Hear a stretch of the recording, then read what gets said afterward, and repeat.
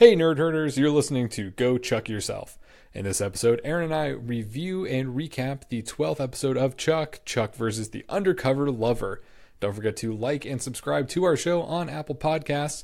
And hey, while you're there, write a review for us. We'd love to hear your thoughts, things that you like, things that you don't like, things that you think we do well, things that you think that we don't do well, things that we can improve on. Let us know. We're getting ready for season 2, so we'd love to have your feedback as we go into the new season. Also, if you have any fun Chuck-related stories, specifically about Season 1 or your experience as a Chuck fan, whether you're an original Chuck fan or you just got into Chuck recently, let us know. Go chuckyourselfpodcast@gmail.com. And now, without further ado, here we go.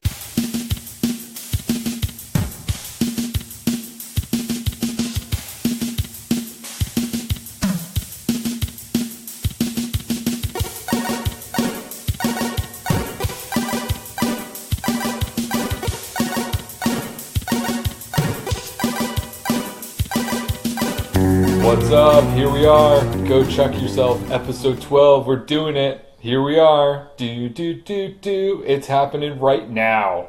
My name is Chris Gillespie. My name is Erin. And here we are. We're discussing the 12th episode of Chuck, entitled Chuck versus the Undercover Lover. There's a lot of love in this episode of Chuck, which we'll discuss in just a moment. But keeping in tune with that theme of love, we are going to have a celebration of love here on tonight's episode, here on Go Chuck Yourself. And one of our hosts is going to fall in love. Who's it going to be? It's going to be Erin. Oh, yes. God. It has come time for me to marry off Erin to a suitor and hopefully find her a nice man. So I actually have a couple of callers here waiting on the line to go on speed dates with Erin. And now, Erin, you're going to have to pick one of these gentlemen at the end of the speed dating. All right. Okay. Lay it on me. You will have to marry one of them, so keep that in mind. Can I kill one of them? Well, yeah, I guess it's a little premature. We don't usually do Chuck, Marry, Kill until the end of the show. But yeah, let's do a special edition of Chuck, Marry, Kill at the beginning. You will be marrying one of these guys, and I guess if you want, killing one of them. Kind of dark. All right, I am very excited now. Okay, so I'm going to step out of the room so you guys can have, one-on-one private conversations and kind of talk about whatever. I believe each one of the gentlemen will introduce themselves and talk a little bit about what they do, and you can ask them whatever questions you want. And like I said, you got to pick one of them. And you're going to be married forever, and you can't get divorced, because divorce is wrong. Okay, great. But something that we talk about a lot here on Go Chuck Yourself. This is a very anti-divorce podcast. No divorce, not allowed. And on that note, I'm going to walk out of the room, and the phone will pick up the first caller. All right, so here we go. All right, bye, Chris. All right, see you later. Good luck. Hey, my name is Chester. Hi, Chester. I'm calling from St. Paul, Minnesota. Oh, how is it? How's the weather out there? Cold. Yeah, that makes sense. Cold. I am a botanist up here in St. Paul. I have a lot of plants, and I wanted to know if you had any plants. I do, actually. I have some plants. I call them my children.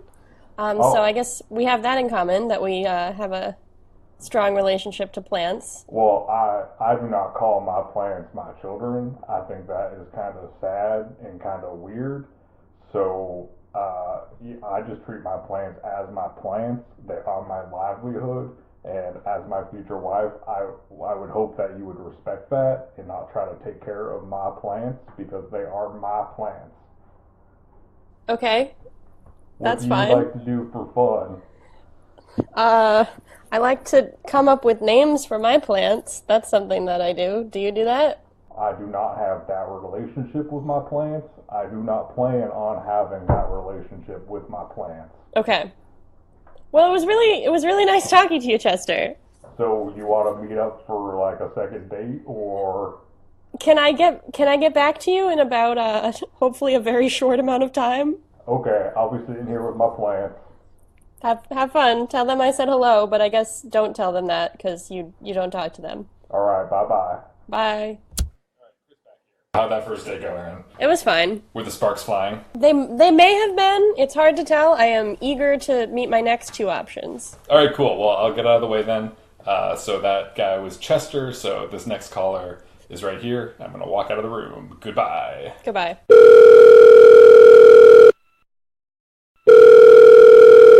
Hey, this is Larry. Hi, Larry. I am a hockey coach. I am from Tallahassee, Florida, and I'm very proud of my hockey team. We are the Fighting Grizzly Bears of North Central High School, and they are just a fine young group of young men going out there and chasing the puck night after night, week after week. And I'm just looking for someone to go to these hockey games with me. All right, that sounds kind of fun, actually. I always really liked hockey. You really like hockey? I love hockey, and I really love this group of talented young men who play hockey. They really put their hearts into it every game, and we always have a handshake with the other team at the end of the games, and everyone says, good game. And you know what? That's what I'm the most proud of my hockey team. They sound like a great group of guys. They are a good group of guys. And if you come down here to Tallahassee, I will introduce you to every one of them, of the North Central High School Fighting Grizzly Bears. Can I ask you a question? Are there grizzly bears in Tallahassee?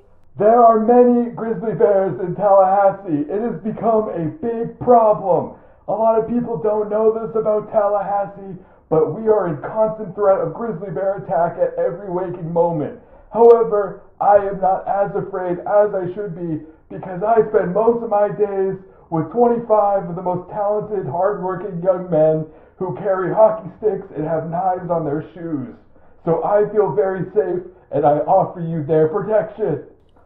That's really sweet. Thank you. I might actually be willing to take you up on that. Also, I'm 3 times divorced and I have 10 kids. How can you? I don't know if this is kosher to ask, but how old are you, Larry? I'm 65. Okay. Thanks. That's not a deal breaker. So you want to fly down to Tallahassee? I will get back to you very, very shortly. All right, sounds good. All right, boys, let's resume practice. Give me 5. Were you at practice right now, Larry? I am at practice right now. Okay. I'm in the middle of the ice rink. Oh, that's okay. That's nice. Thank you for taking this time. You are on speakerphone, and all the young men say that you sound like a very nice woman. Thanks, boys. They're young men. All right, I have to go now. Boys, do a lap. All right, so how'd that one go? I liked him. He seemed like a nice man. Wow, you're glowing. You're beaming. Yeah, I right really now. am. Wow, that could have been one. All right, so this is the last one. I'll let you get to it. Hey, my name is Bill. I work on a fishing boat. I go out on the boat. I thought you were scatting. I'm not scared. It's my voice. My name is Bill. Okay. Hi, Bill. Hi. I have one day on land out of the year, and I am choosing it to, I'm spending it with you. I choose to call you on the payphone. Are you Bill Turner? Are you from Pirates of the Caribbean? I do not understand that reference because I am on a boat most days. Oh, okay. Sorry. We just recently started getting movies from the 90s on the boat. Okay, so you'll get there eventually. We will get there eventually. It will take us a very long time, but like I said, I am on land and I am on a payphone, and Okay. I am happy to travel to wherever you are to meet. Oh, that's important. in real life. Okay. Once again, I only have 90s technology, so if you are on a computer, I can email you if you have an email address. Okay. Do you have an email address? I do. I'm not going to tell you what it is at this exact moment, but I will later, maybe. I got a pen and paper right here. My bill. Okay. I got a pen and paper. Okay. You want to tell me your email? I'll tell you my email. Okay, you tell me yours. Okay. You got a pen and paper? Yes. All right. So it's B as in Bill, I as the second letter of Bill, L as the third letter of Bill, Okay. L as the fourth letter of Bill, Okay. L as the fifth letter of Bill. There's... I have 37 L's in my name. Okay. All right, keep going. L as the sixth letter of Bill, send me a bill. It's easily a bill. Not a bill. All right, just to save us some time, Bill, I think I'm gonna step away for a second. Can I reach you again at this number? You right? You can call me, but it is a payphone, and I have to go back onto the ship in just 5 hours. So please do call. Okay. All right. I will keep that in mind. All right. Thank you very much. All right. Bye. All right. Ooh, okay. So that was all three of them. This is a tough decision. So we got Chester the botanist. Yep. We have Larry the hockey coach, and we have Bill the fisherman. So you got to marry one of them. You got to kill one of them. Who are you gonna kill? Okay. I think I'm gonna kill Chester. We didn't really hit it off. Really? Well, he sounds like he's a hardworking botanist. I mean, that's true. But I think the good thing about killing Chester is that because he is a botanist, he probably works with a lot of poisonous plants. So I might not be blamed for it. All right, fair enough. Okay, Yep. So Chester's gone, and then you have to marry either Larry, the high school hockey coach, or Bill, the fisherman. This is a tough decision because my grandfather was named Bill, and he also had a boat. So I feel like I don't know if I could really have a like romantic chemistry with Bill, but I really liked him. He had I like the idea that I only have to see him once a year because then I get to do like my thing the rest of the time. But on the other hand, Larry, like, he has 10 kids and he also has 25 boys, and that's a good number of boys to be around in my life. Okay, so it seems like this is a tough choice for you, but you do have to pick one. You got to pick. All right, I think I'm gonna go with Larry. Oh, okay. Larry the Yep. hockey coach. You're getting married Larry to the hockey coach. the He is hockey coach from 65. Tallahassee. He is Yes. 65. Yep, and he is a hockey coach. I would say let's get him back on the line, but I hear that he is occupied, so maybe we'll get a hold of him next time. Okay, could you let Bill know that I'm not going with him? Yeah, I'll send him an email. I'll start Okay. typing now. Maybe at the end of the episode, I'll get to the end of his email address. Great. All right, cool. So now that we found Erin a suitable husband, I'm very excited. We're going to take a quick break, and then we'll be right back to talk about Chuck versus the undercover lover.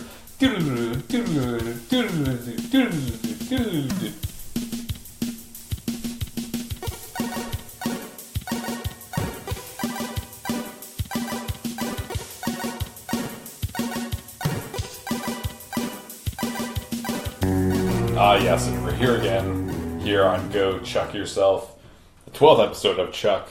The previous episode was the Christmas episode of Chuck. It was not the Christmas episode of this show, but it was the Christmas episode of Chuck. So, to give the listener some context, this episode would have premiered after a few weeks of a Chuck winter hiatus in season 1. So, although we've been synced up with the Chuck releases up to this point. At this point, we are officially, further ahead than Chuck. I guess we are, and I think we're about to get further ahead. I don't want to spoil my interesting information, but there's some issues with the writer's strike began occurring after this episode aired. So we're gonna get way ahead of Chuck pretty soon. Way ahead of Chuck. All right. Way ahead. So, but before we get way ahead of Chuck, let's go all the way back. And by that, I mean all the way back to 2004.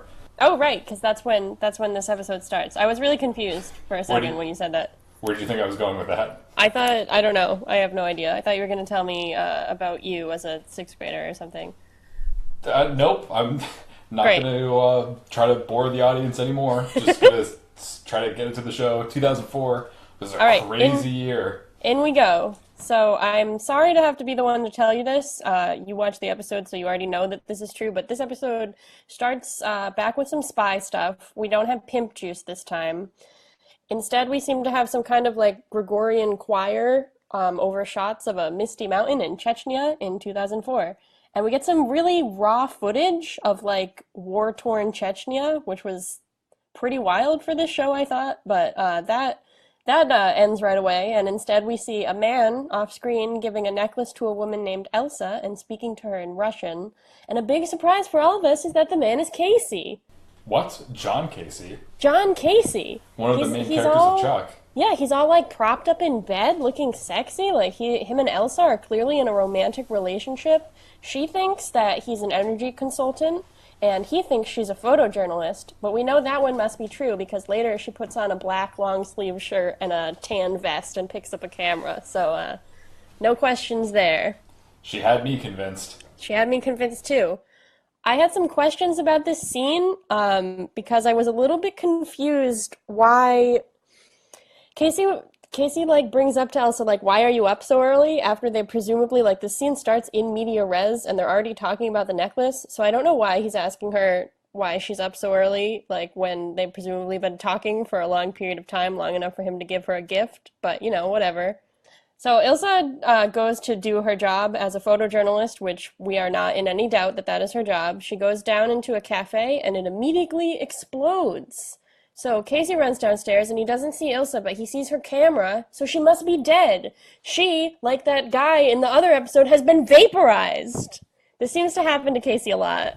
It does. So maybe we shouldn't have been so hard on him in episode 2 when that other guy vaporized, because this is something that happens to him a lot, and he should have been more sensitive to that.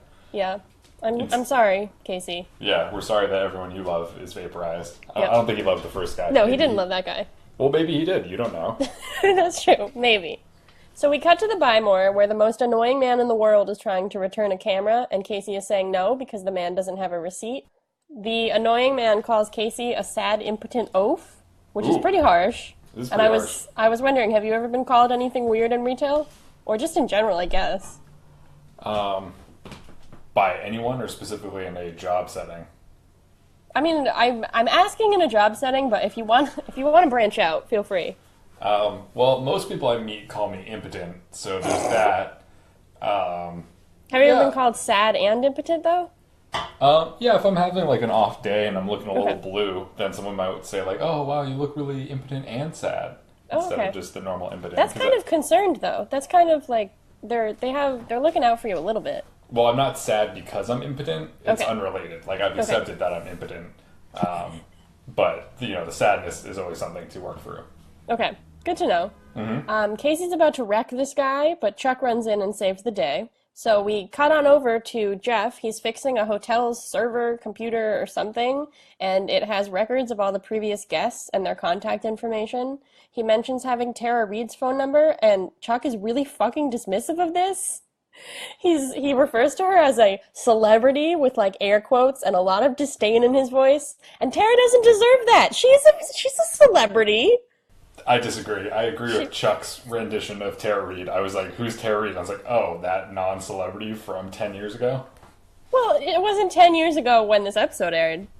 I just think Chuck should show her a little more respect. I don't think so. So he takes the computer back from Jeff and he starts flashing on the names on the hotel guest list. He flashes on one and then he starts flashing on like a whole bunch of Russian names until he finally gets to Ilsa's. And he's like, what is going on here? He gets super excited that an old lover of Casey's is in town, apparently not understanding that some people have exes that they might not be excited to hear about. Casey reacts relatively reasonably to Chuck's social faux pas, and he chokes Chuck against a wall. Chuck goes to talk to Sarah, and she offers him a breakfast corn dog that is apparently wrapped in a pancake, but it really just genuinely looks like a normal corn dog. So if that is a breakfast corn dog, good for the Wienerlicious. And also good for Sarah for trying to innovate at Wienerlicious. Yeah, okay. So she hands it to Chuck, and Chuck says maybe later, and he just throws it on the counter.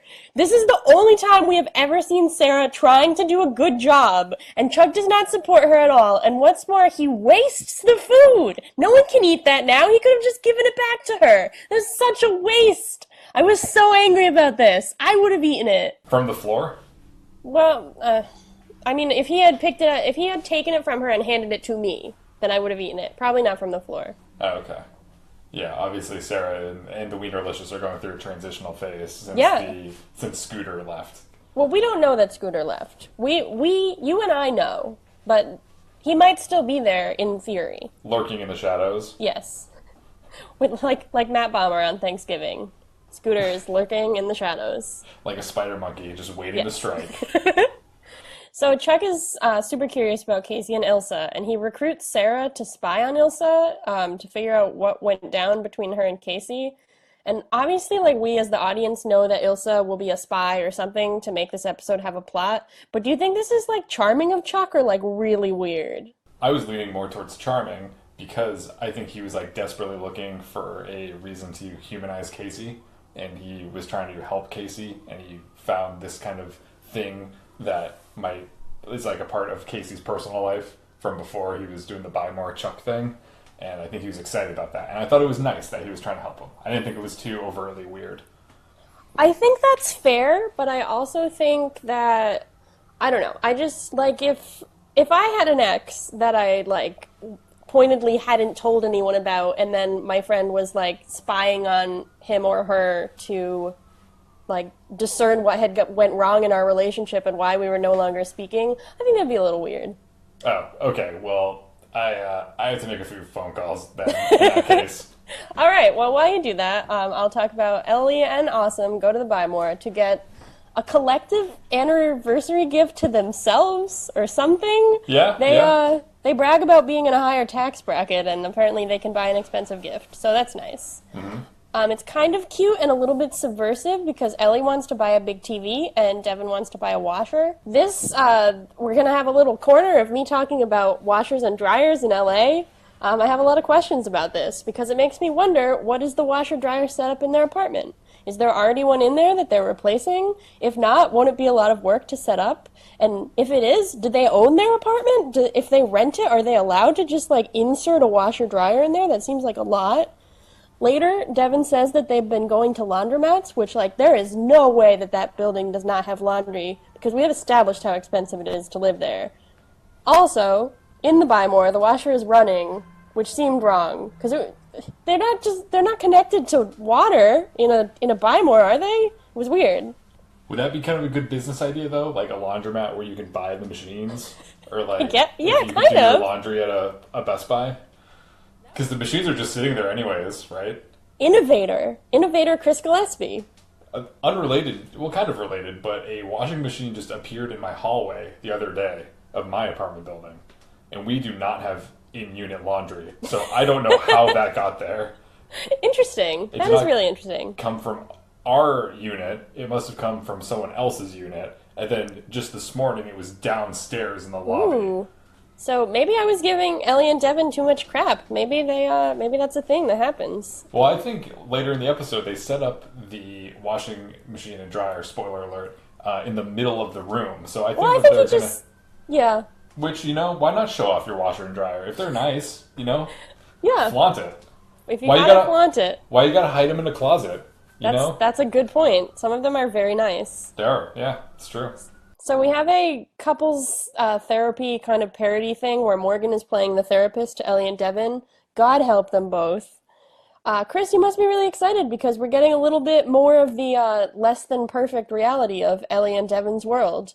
I know you loved that in the other episode, seeing them miserable. Well, Erin, when you put it like that, I sound like a monster. I do not always feed off of the toxicity in their relationship just because I did that one time, and also this time I enjoyed it as well. So maybe I am a monster. Yeah, I think that might be true. They just seem like their relationship is like one of the only, not one of the only, but I feel like because neither of them are a spy and they're like two of the only like real people in there, especially because they don't work at Buy More and are not like the kind of I was going to say Jeff or Lester, but then I was also going to refer to a medieval jester to describe their characters. Maybe you think that's a thing? Yeah. Well, we're hitting a lot of good points. Anyhow, I think because their relationship is a lot more real, I feel like, than some of the other elements of Chuck. So I enjoy seeing that because I think I think that's valid. So they both seem to want to spend some more time together, but they don't necessarily agree on how to spend that time. And before they can decide on what gift to get for themselves, Ellie's beeper goes off and she has to go to the hospital. So she tells Devin to surprise her with one of the gifts. Which translates into pick the TV, Devin. Yeah, it does, absolutely. We'll see if he picks up on that. So meanwhile, Beckman assigns Chuck and Sarah to, and I quote, press some Russian flesh. Which is nice. Beckman always has a way with words.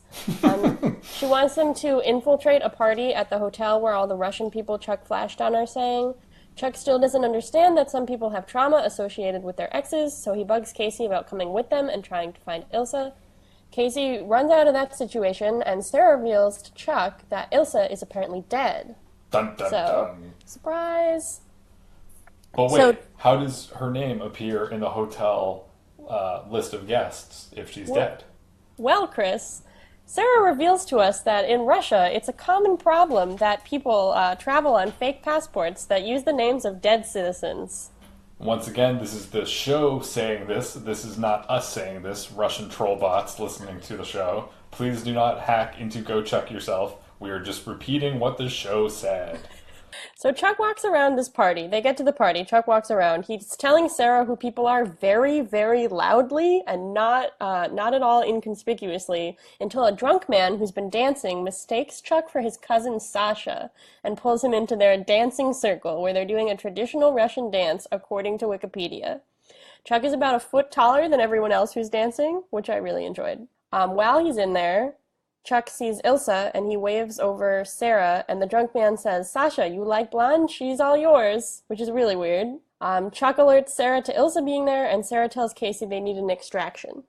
Casey starts walking over to them, and he runs right into Ilsa. She tells him that she survived the explosion and had amnesia for a little while, but she never forgot his face, which is pretty sweet. She's also still wearing his necklace, which is really weird, but it's kind of a romantic gesture, I guess. Apparently, all the Russian people are gathered because this mob guy, Victor, is marrying Ilsa. We find out who he is because Chuck recites what sounds like a Wikipedia article about all the crime stuff that Victor has done. So yeah, sad for Casey, I guess, that his ex, who he apparently does care about, so everything is fine, but he apparently cares about her, and she is getting married to another. So it's too bad. And also, Victor's a bad guy. Yes. So later, Chuck tries to get Casey to open up to him about the Ilsa situation. Casey, at first at least, is not having it. He says, "Why is this so important to you, Chuck?" Which I completely agree with. He should let his friend have some privacy. Apparently, Chuck is projecting onto Casey, and he's hoping that if Casey could find love as a spy, Chuck can find love as the intersect. He also kind of wants to know about, stuff about Casey's life, so whatever. It's kind of nice. Casey does end up telling Chuck a bit about his relationship to Ilsa. While they should both be working, again, they're at work, they're just chatting, just shooting the shit about their love lives. Stupid. They should be earning their keep. In defense of this, I think that they do a good balance of showing them talking while working, like the scene when Casey's on the ladder putting labels on things. Okay, that's fair. And then there's another one where they're clearly in the break room on break, and there's another one that looks like they're in the Buy More when the store is closed. Nothing new there, but it legitimately looks like they're just got off a shift and we're just sitting in those chairs. All right, whatever. But Chuck suggests that Casey go try to win Ilsa back, which is ridiculous, and that's not how that works. She is engaged and literally marrying someone else tomorrow, so that's not a thing that Chuck should suggest. But as we know, Chuck is ever the romantic. He does make a fairly decent point that Ilsa might not know that her fiancé is dangerous, so he and Casey make a plan to tell her. Mm-hmm. Meanwhile, Sarah breaks into the hotel's locker room and changes on screen, so I'm really glad that they slipped another one of those in there. Just when you thought it wasn't going to happen. Yep, absolutely necessary to see Sarah in her bra. There was no way of getting around that. They had to show it. It was super important for the story. Yes. They couldn't have just cut from her wearing her normal clothes to being dressed like a hotel employee. No, we wouldn't have understood. It would be no suspension of disbelief. We're like babies with object permanence. We'd be like, how did this happen? Who is that? Was she wearing the hotel clothes underneath her normal clothes? Yeah. Too many questions. Has she always been wearing that kind of clothing? She walks by the one employee of the hotel, because after we see him and she sneaks by, they do not encounter anyone else that works in the hotel. Not at all. And she immediately gains access to all of the rooms, and there's no one in any of the rooms of the hotel. No, there are not. It is a it is a hotel that has not anyone else working there, so that's fine. Meanwhile, Devin buys the washer and dryer. He does not understand the code that his girlfriend is speaking in. Apparently Morgan goes home with Devin to just hang out and wait for Ellie to come home. But come home she does, and she is not happy about the washer-dryer situation. No, she is not. She thinks that Devin always gets what he wants, and our good friend who has so much relationship experience and who we trust and who we value his opinion Morgan says he offers some wisdom about how Devin likes to exercise so much because he's afraid of intimacy, which comes out of nowhere, and also coming from Morgan seems weirdly manipulative. But Ellie says she agrees with this, and she says she can't deal with her relationship with Devin anymore. So based on how the rest of the episode goes, it seems like they're presumably, like, broken up or on a break until the end. So that's, yeah, pretty serious. Working through some stuff. I hope Larry buys me a washer dryer. Yeah, maybe if you play your cards right. Yeah, maybe if I play my hockey right. Maybe he'll just buy you 2 dryers. Why would he do that? Yeah, I don't know. It's just something. That could Okay, happen. I mean, yeah, I could use that. I could start charging people to use them, and that could be a good way of doing it. Everybody needs a dryer. I guess I kind of have to tell you this now, Erin. Larry is not real. What? I just made up the character of Larry for the first segment. Oh my god! So, I bought a ticket to Tallahassee, Chris. You bought a ticket during the I break? bought grizzly bear repellent. In They the sell break, that? that's what I was doing, yeah. I mean, you usually get really cold and distant during the breaks and don't want to talk, but I didn't know that's because you were online shopping and buying airfare. Yeah, I was. Oh god, okay. Well, yeah, if anybody needs a ticket to Tallahassee, let me know, I guess. Tweet at us. I don't want you to think that I was catfishing you, because that's not what it's about. I know you thought that I was Larry, but it was just me the whole time. I mean, I didn't think that you were Larry. I thought that Larry was Larry.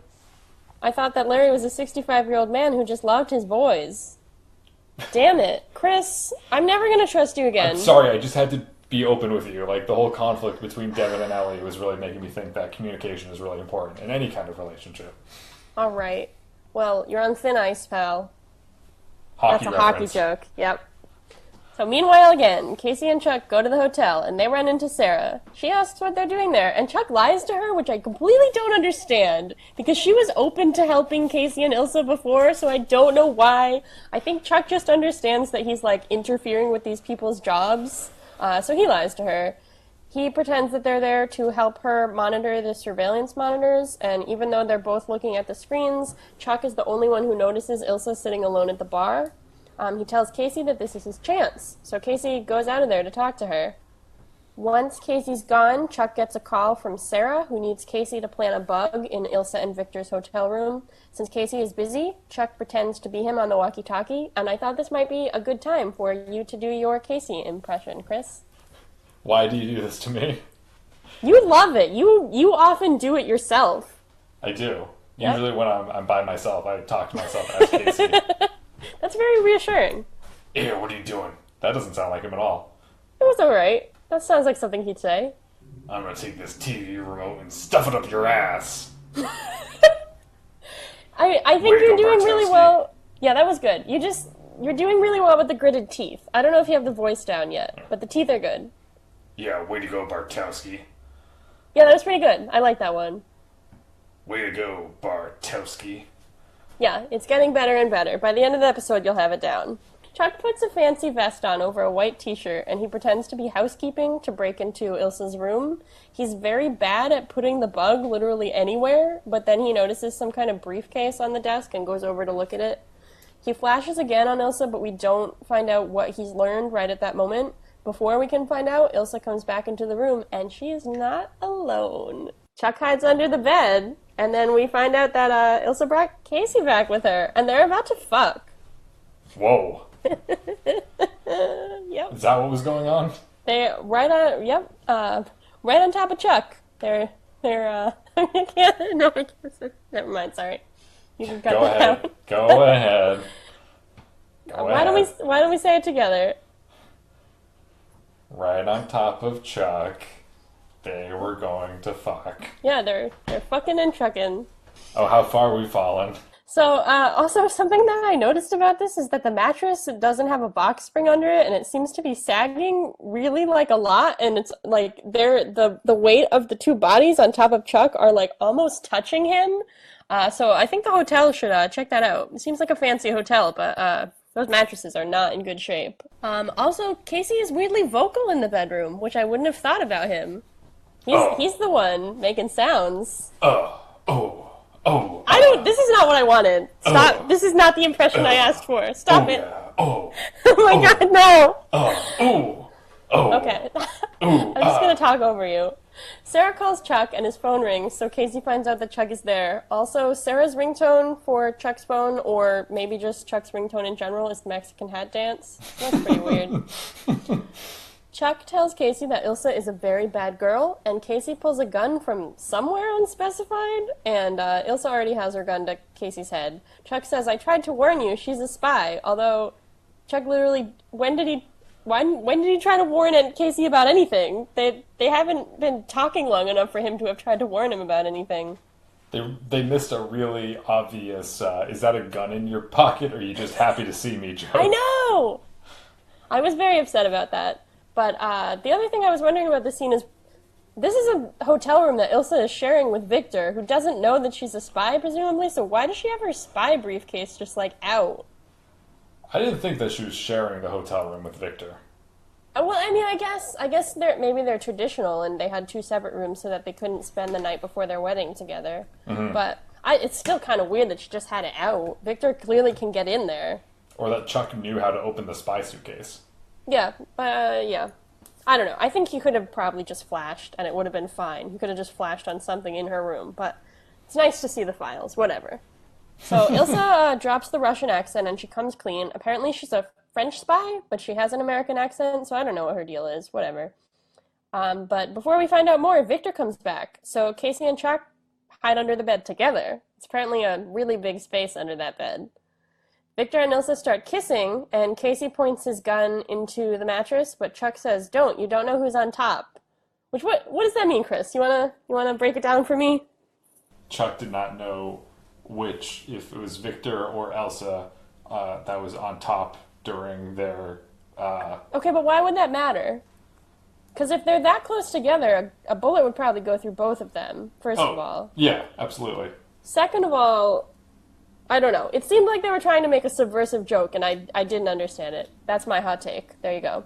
Anyway, Victor immediately falls asleep, so it's kind of a moot point. We haven't had much toxic masculinity these last two episodes, but luckily the writers managed to get some more in before they went on strike.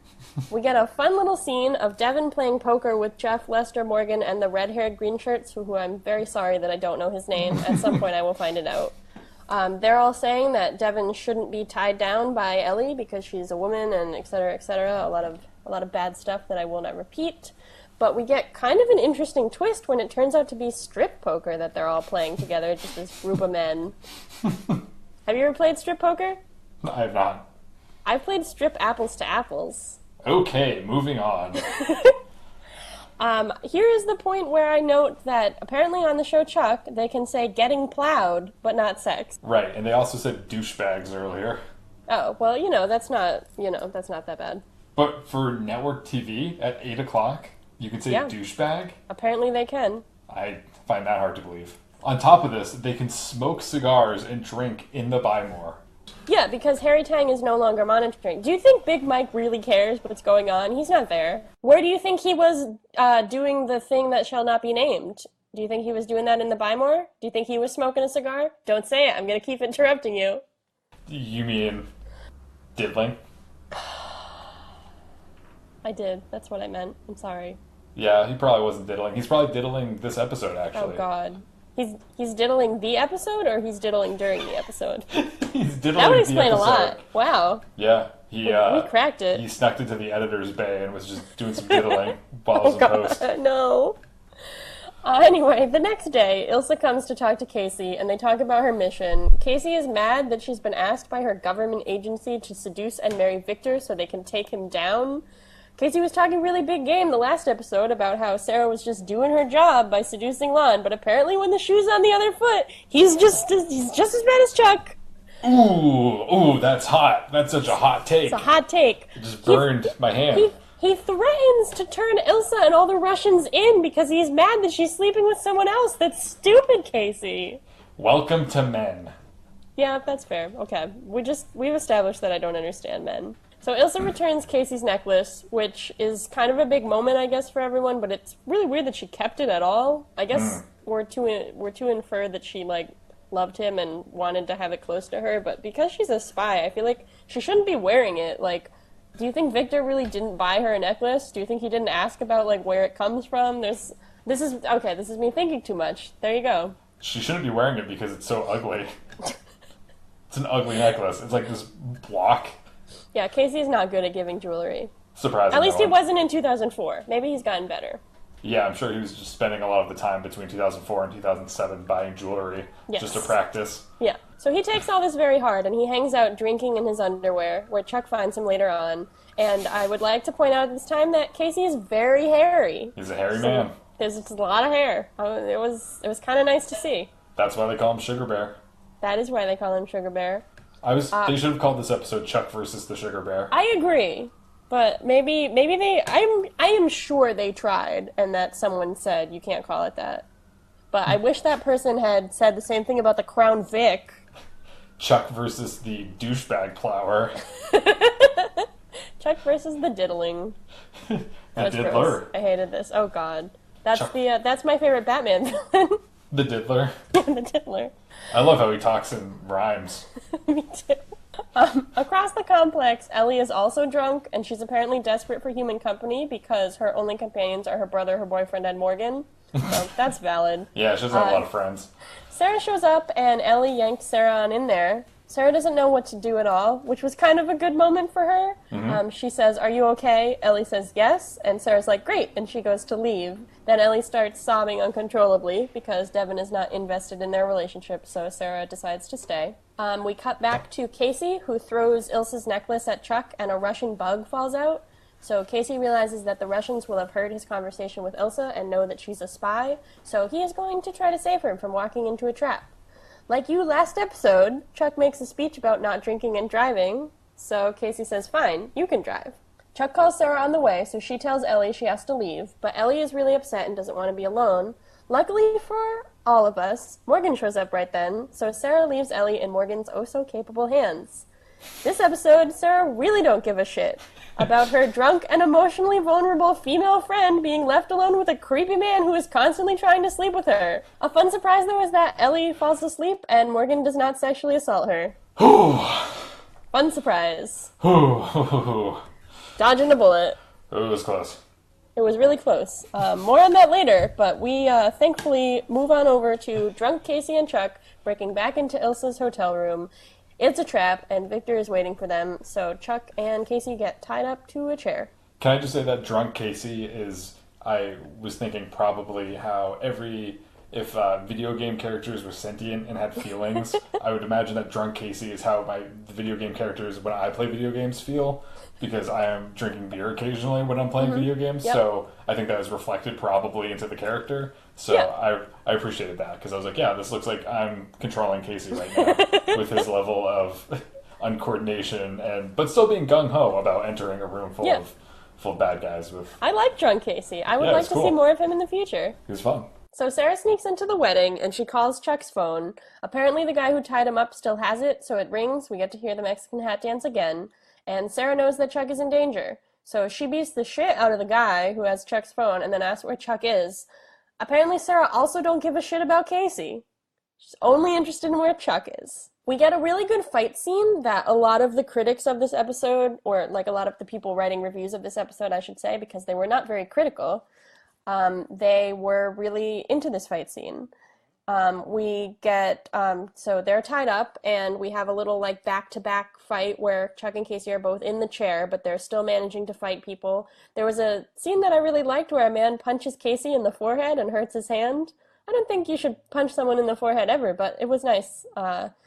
The fight ends when Casey and Chuck fall out of this extremely high window into a pool, and they would absolutely be dead, or have broken bones at least, or have drowned, or like something. It wasn't that deep of a pool, and they were very high up, but I am suspending my disbelief here.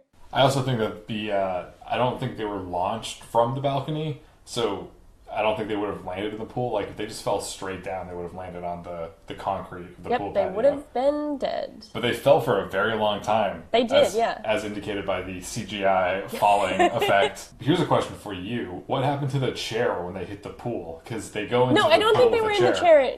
I don't think they were in the chair anymore. I think the chair fell apart during the fight. I think they were still tied to each other. I had the question about how the ropes broke once they were in the pool because they were no longer tied to each other. So apparently the strength of the fall broke the ropes, but not their bodies. Or if they just land in the pool, then like when the ropes absorb the water and kind of become loose, and they could swim out of them. Not that fast. I don't know. It was all very quick. But Casey emerges from the pool soaking wet, and he says that he objects to the union of Ilsa and Victor, which was a really badass move, and Ilsa was really into it. And he was also steaming. Yeah, he was steaming. It was good. Unfortunately, all the Russians draw their weapons. As they do. Okay. Don't hack us for that one either. Russians. Sorry. We're on a list now, Chris. How does it feel to be on a list? This isn't a good joke, because it's probably true. Sarah runs up with her gun, and Victor says, "Do you really think one little girl with a gun can stop me?" Sarah puts down her gun, but then she kicks it to Ilsa and steals another gun from one of the Russian people. Ilsa says, "Try 2 little girls." So now misogyny is cured forever. Hooray! Great moment. Casey sees Ilsa and says, "She looks good with a gun," which was another good moment. She did. It's true. Apparently I spoke too soon before. Great, because Morgan spent the night in Ellie's bed. Even if she did beg him not to leave, which is his story, that's still just gross. Ellie is really upset that he's there. Also gross. Then she asks him to get her 6 aspirin, which she's a doctor, but does that seem like a lot to you? 6? Yes. This seems excessive. But wouldn't you also want to take 6 aspirin if you woke up next to Morgan? Hell yes, I would. Ellie thanks Morgan for not raping her. That is literally a thing that happened. She says, "Thank you for not having sex with me while I was drunk." He replies, "You're like a sister to me. A sister I want to have sex with so bad." And so something I was wondering is, where's Anna this episode? Yeah, I was wondering that as well. There's no reference to Anna at all. There's not at all. Even though the last time we saw them, things were getting pretty serious between them. Things were getting pretty serious. Devin shows up, and Morgan is concerned about being punched, so apparently he does have some sense that what he's doing here is wrong. Devin ignores Morgan completely, as if he didn't exist, and physically moves him out of the way, which I was very jealous. I wish that I could do that. I was wondering, where did Devin spend the night? Where do you think he slept? Probably in an alleyway. Yeah, you're right. Or maybe like on his surfboard, just like gently cresting in the waves. Maybe in his car. Yeah, that's true. Maybe he really hit it off with that extra buy more guy. That was that'd be nice. Or maybe he slept at the hospital. There's beds. Yeah, did he? Maybe he was at the hospital. Yeah, that's probably right. You're probably right. Yeah, but he gets the TV for Ellie, and all is well. They forgive each other and are no longer fighting, so that's nice. And they have a new TV. Yeah, and they have a new TV. Maybe I just missed Matt Bomber, but I did have a moment where I kind of wanted to, like, spend some time under a bed with Casey, if you know what I mean. Once he and Elsa had a reunion, and they started kissing, and it was pretty hot. I was kind of into it. Wow. Yeah, I didn't know I had these feelings for Casey. I always thought of him as a father figure, but... We found out earlier in the episode that you're really into older men who are like father figures to multiple people, so... Yep. If you are an older man and you are listening to this and thinking that you would like to tweet at me and try to see what happens, please do not. Ilsa has to go back to France or wherever, so after having sex with Casey one last time, they say their goodbyes. He says he's happy she's not dead, and it's kind of an, like, I love you, I know kind of moment. It was kind of sweet. I kind of liked it. Then Chuck shows up. He starts to come to terms with the inherent impossibility of spy relationships, but absolutely he does not. Really, that message does not sink in for him. But I guess he has learned some more about his friend Casey, and he makes a comment about how this is the start of a beautiful friendship. Then Casey pushes Chuck into a wall, and the episode is over. And the door shuts. And the door shuts. And the door shuts. That was really good. Yeah, it was pretty good. I'm pretty proud of that. Do you want to ditch the Chuck podcast and just do a podcast of you making door sounds? Yeah, that sounds good. What's it called? Go door yourself? It could be called Adorable. Oh, there you go. That's my podcast. Adorables. New episodes Tuesdays at, just Tuesdays, I don't know, whatever. Just Tuesdays all day. They're 24-hour long episodes. Yes, yep. Mark your calendars. And mark your calendars to come right back after this musical break here on Go Chuck Yourself.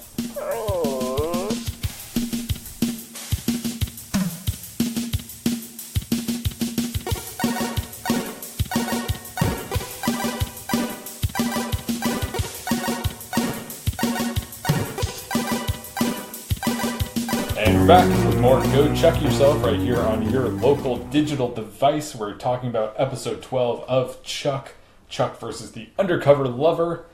And we have a few more things to wrap up before we end the show here. One of those things is a segment that never expires, doesn't have an expiration date. It's always good to leave it in your fridge and forget about it. It's interesting information with Erin. Woo! Boy, Chris, do we have some interesting information for you. All right, there's a lot. Courtesy of our good friends at Wikipedia and also IMDb. Very exclusive information that no one else has access to. No one else has access to it. That's right. I'm just going to piggyback off of them. Hey, while we're talking about Wikipedia, I just donated to Wikipedia recently. Did you? Yes, I did. I've never met anyone who's done that. I'm really impressed. I try to do it once a year, and if you're listening to this, I encourage you to also donate to Wikipedia, because I know that you use Wikipedia all the time. It's an important resource in the 21st century, and you should support it, because if everyone reading it supported it, they would not have to fundraise as much as they do. So toss them a few bucks. You use it all the time. It's a good cause. Everyone, they've got Chris. If you want to run before they get you to, please do. It's a great cause. Knowledge is for everyone. Wikipedia. That is their motto. So here's some interesting information for you. Stunt coordinator Merritt Yonka won the 2008 Emmy Award for Outstanding Stunt Coordination for this episode. That's awesome. I did think this was outstanding, even for Chuck. That fight scene was really good. Yeah. Because sometimes I kind of lose interest in fight scenes, but this one I was paying attention. No, I definitely agree. Yeah. This is one of the only shows that consistently I'm into the fight scenes. They're very creative, so good on you, Merritt. I'm into our fight scenes too, but mostly Chuck's fight scenes. Yeah. Yeah. The Grand Seville Hotel that this episode presumably takes place at does not exist, but it was filmed at the Marriott Hotel in Marina del Rey. So if you want to stop by, get your if you're ever in LA, need a place to stay, want to live the Chuck lifestyle, it's a Marriott. It's pretty affordable, I think. You should start a Chuck tour in Los Angeles. I should. Locations. I could get a little Jeep. Yeah. Or I could get a little nerd herder. That would be kind of nice. I wouldn't be able to fit that many people, but you can only take 4 people on your tour, probably. Yeah. But that's okay. probably the number of people that want to take that tour anyways at any given time. Yeah, absolutely, I agree. There is a subtitle when a man at the party they go to earlier in the episode tries to touch Sarah, and she, presumably according to the subtitle, says, "Don't touch me again, pig," in Russian, but apparently the translation is wrong, and she actually says, "Touch me again and I'll break off not only your finger." Which is way more badass. Go Sarah. Get it done. Sweet. So here's something I alluded to earlier. Chuck versus the Undercover Lover was one of 2 episodes that aired on January 24th. So this came out the end of January. Both episodes aired that day. In between, one aired at 8 and one aired at 10, and in between aired an episode of The Apprentice. So that's great. That was a different time for everyone. I wish that show was still on, if only to keep him away from politics. Now we're sad. But trying to move on from that sad fact, these were the last 2 episodes that were done by the time that the 2007 writer's strike happened, and Josh Schwartz, the creator of Chuck, decided to just end the season at 13 episodes, even though they had received a 22-episode pickup, and the other seasons are around that length. This season is shorter, so that's why, if you're wondering. Now, Chris, ending out my segment, I did want to play a fun game with you. Mm-hmm. Did you notice what classic movie is referenced often in this episode? I did. All right. So Wikipedia gave me 5 references. Let's see if you can guess them all. Okay, so we're talking about Casablanca here. Yes, we are. Okay. I have to get 5. Ooh, this is kind of like Family Feud. Yeah. Okay. All right. Go in. The beginning of A Beautiful Friendship. Yes, that is one of them. Okay. Casablanca's playing in the background of the Weimar. All right, that's also one of them. It doesn't count if when Bryce said we'll always have Omaha a couple episodes ago, because that was a Casablanca but reference. I'll give you that one because they said that when Chuck says "Don't worry, buddy, you'll always have me," that counts as "We'll always have Paris." Okay. I don't know if that's true, but you're going in reverse order actually of how I have them written, so that's pretty cool. So I have 3 out of 5. Yes. So then. The other ones are very basic. Is it because they're playing poker? No. Oh. It's very, very basic. Like, it's just like how it ends, essentially. Oh, the lady getting onto a flight. Yep, that's okay. Now that's number 2. And the last one is very, very simple. But I don't know if you'll get it because I wasn't thinking about this, but it's obvious once I was. That's not a good clue. I didn't know it until I knew it, in which case I knew it. Yes. Okay, think about the characters, the Okay. 2 characters who are getting married. They have the same names as the 2 characters that they are based off of in Casablanca. Because the girl is named Ilsa, I guess. Oh, and Victor? And Victor. Oh, Yeah. interesting. Yeah, so that's something I didn't think of, because I don't really think of their names, but that's obviously the clearest reference and the most basic one. So good job, us. And that concludes interesting information. Chris did really well.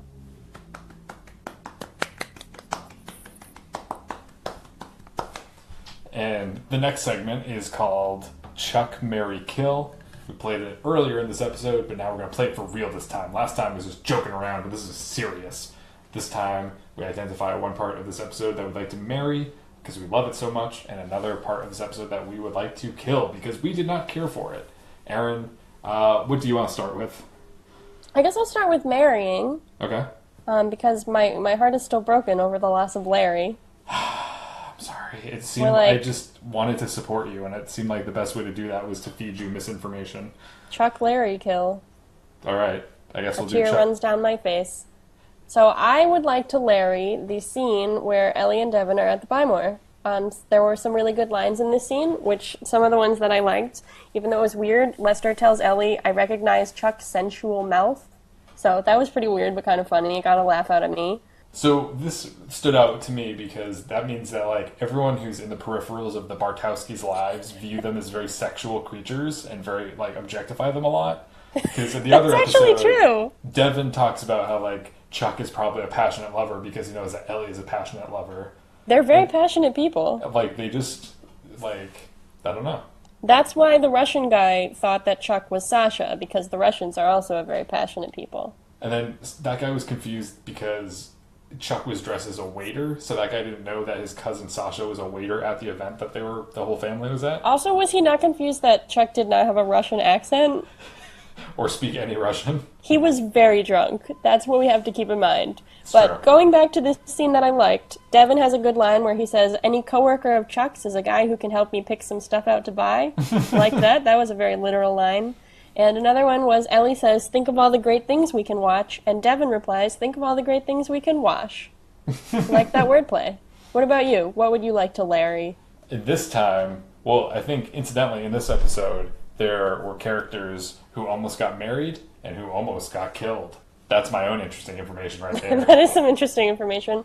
I also realized that when I said Chuck, Larry, kill, it reminded me of I Now Pronounce You Chuck and Larry, which is a movie that no one should ever be reminded of. Oh, that movie is probably like really offensive now, huh? I don't know, maybe we have to watch it. No, we don't. No, that's Let's not not do our that. job. That's someone else's job. I wanted to marry someone in this episode who was going to be getting married themselves. Was it Ilsa? It was not Ilsa, it was Victor. I think You liked Victor? I thought the actor that was playing Victor did a good job. I thought Yeah, he he was, like, did. He was very really good. creepy, but like also I was like, yeah, this guy seems like he's like a pretty solid actor playing a pretty scary villain.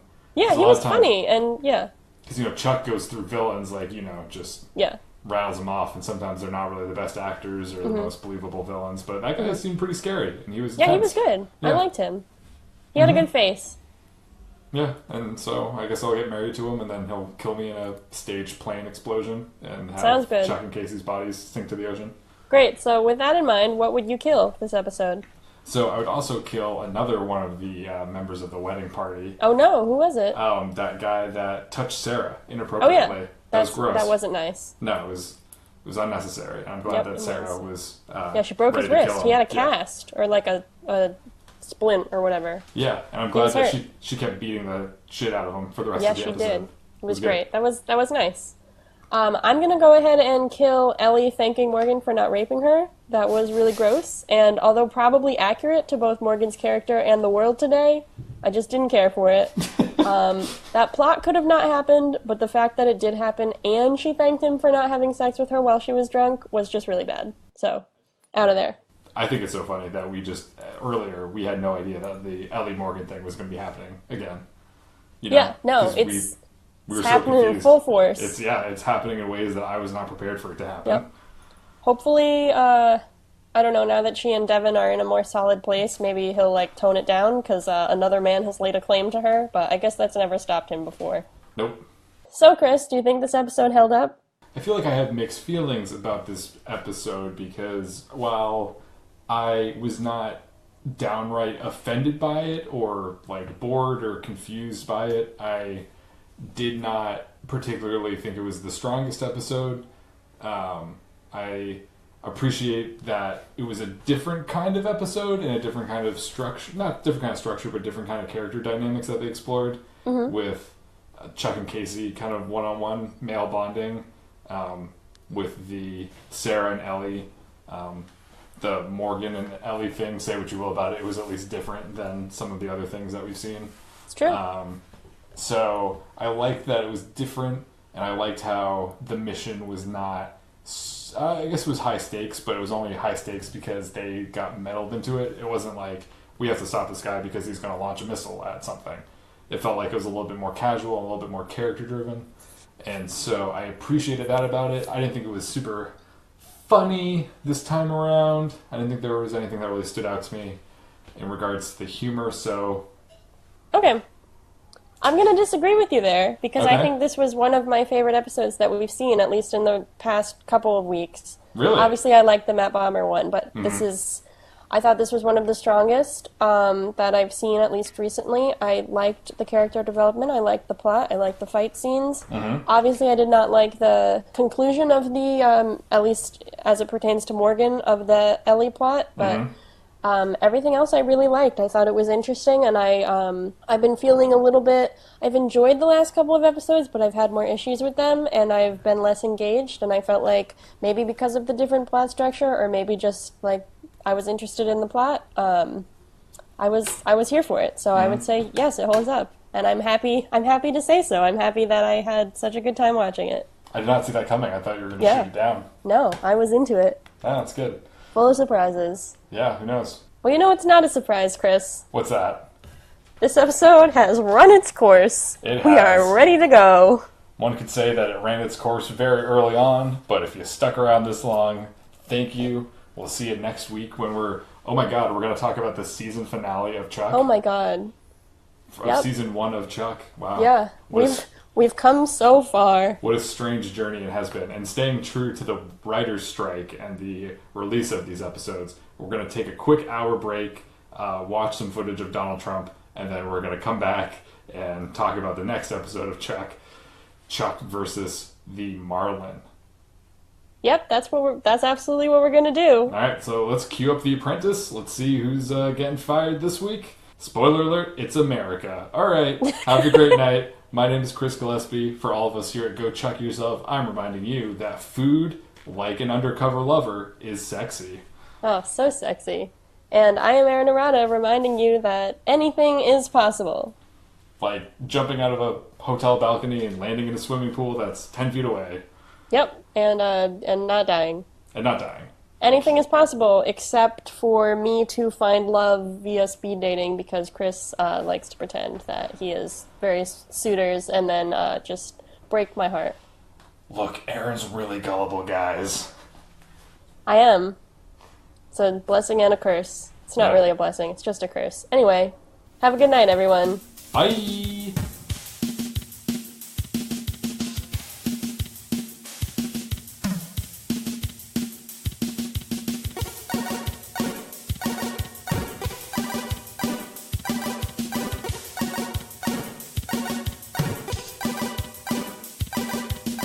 Thanks for listening. Special thanks to freemusicarchive.org and the artist Hatakoa for providing us with our theme song, Warm Up.